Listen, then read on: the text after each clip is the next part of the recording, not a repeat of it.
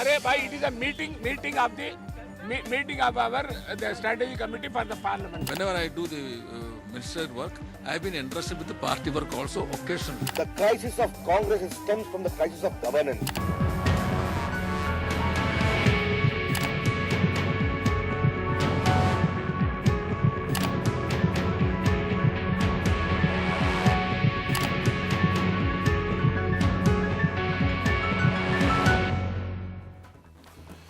नमस्कार, पेश आज का न्यूज पॉइंट में और विज्ञान प्रकाश।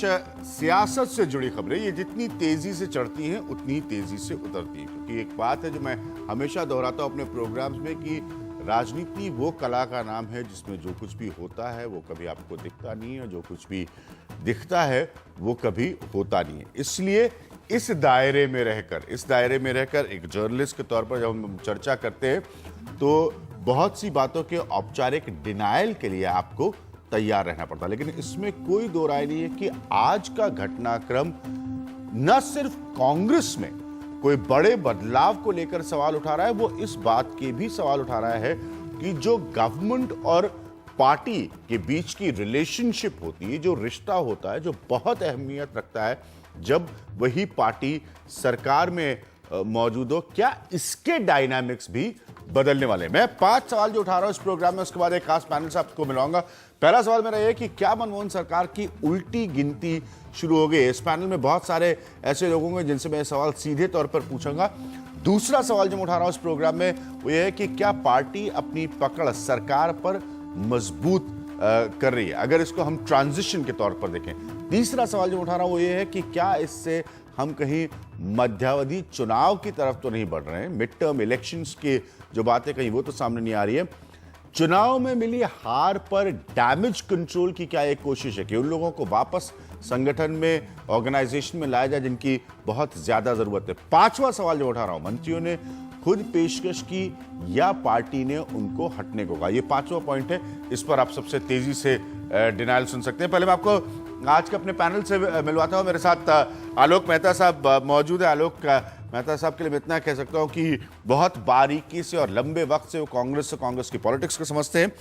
मेरे साथ senior journalist author Rashid Kidwai साहब जुड़ रहे हैं भोपाल से। रशीद उन लोगों में से हैं वो भी बहुत बारीकी से कांग्रेस की फंक्शनिंग, AICC कैसे चलती है उसको समझते हैं। उनकी मशहूर किताब है 24 अकबर रोड, जो उन्होंने इस कांग्रेस के चाल चलन पर लिखी है। मेरे साथ PL पूनिया साहब मौजूद हैं जो कि मेंबर ऑफ पार्लियामेंट है, सांसद हैं कांग्रेस पार्टी के। और मेरे साथ भूपेंद्र यादव साहब मौजूद हैं जो कि भारतीय जनता पार्टी से जुड़े हैं, नेशनल सेक्रेटरी हैं। लेकिन आगे बढ़ने से पहले, जब ये खबरों ने रफ्तार पकड़ी तो उसके बाद जो बयानात आने शुरू हुए, जरा उनको ध्यान से सुनिए। पहला बयान प्रणब मुखर्जी का। You know, you people always are in the habit of some sort of imagination. Everybody is doing party work, whether they are in government or whether they are outside government. Now, because we had a setback in UP, Punjab, and also Goa, though we have won 2 states, Uttarakhand and the Manipur, we also feel that we'll have to concentrate in the party organizational work. And as far as I am concerned, whatever the Congress president says, you do the work in the party, I will go and work. Then if Madam says that you work in the government, then we will work. Because we are all committed to the party and the party leadership. Well, which minister leaves the government and works for the party is not relevant. The crisis of Congress stems from the crisis of governance. Dr. Manmohan Singh government, anchored by Srimati Sonia Gandhi, has not been able to deliver. अब कुछ बात journalist के through, Rajagopal साहब एक पत्रकार है और वो क्या बात कर रहे हैं, जरा इसको भी ध्यान से सुनिए। कांग्रेस के कुछ कैबिनेट मंत्रियों ने कांग्रेस पार्टी में काम करने की इच्छा जताई है। इसको बात करने के लिए मेरे साथ हैं वरिष्ठ पत्रकार राजगोपाल। राजगोपाल जी, मैं आपसे ये समझना चाहता हूं, जयराम रमेश ने भी इच्छा जताई है, जयराम ने क्या कहा है पार्टी हाईकमान से? हिमांशु भाई, इसको जयराम रमेश साहब को खासियत यह है, उन्होंने बुरारी का जो AICC अधिवेशन हुआ था और आधा बहुत रेजोल्यूशन प्रणब मुखर्जी साहब के साथ बैठ करके रेजोल्यूशन लिखा है। उनको अंग्रेजी, उनको हिंदी अच्छी है।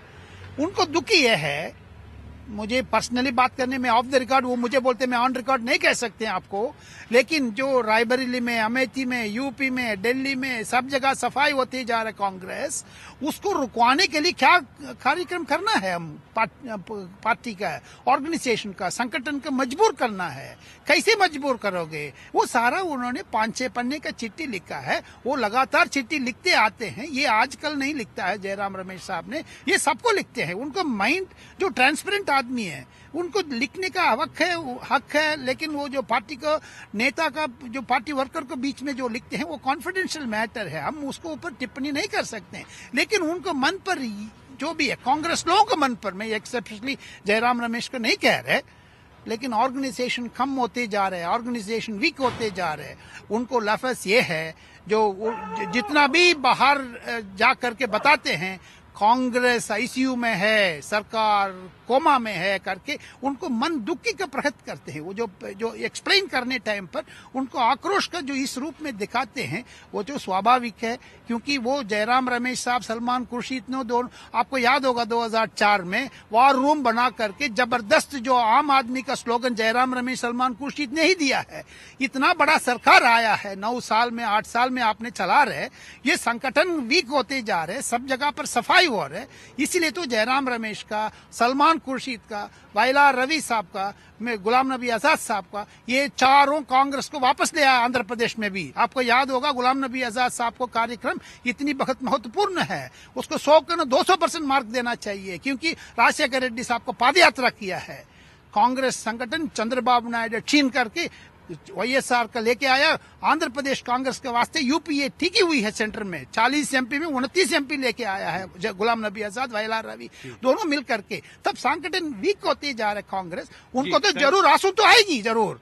उस आंसू आने में, आंसू को तो ट्रांसलेट कैसे करोगे? चिट्ठी के रूप में मैडम को सामने जा करके बताते हैं। इसलिए तो नारायण स्वामी भी थोड़ी देर पहले मुझे बताइए, सुन लो मेरी बात, उसको नारायण स्वामी को तो आक्रोश है, वो भी पांडिचेरी में सरकार को वापस लेके आया है। सरकार संगठन को मजबूर करने में उन लोगों को मन पर है। 2013 में चुनाव आ रहे हैं, 2014 में तो नहीं जाएगी इस सरकार।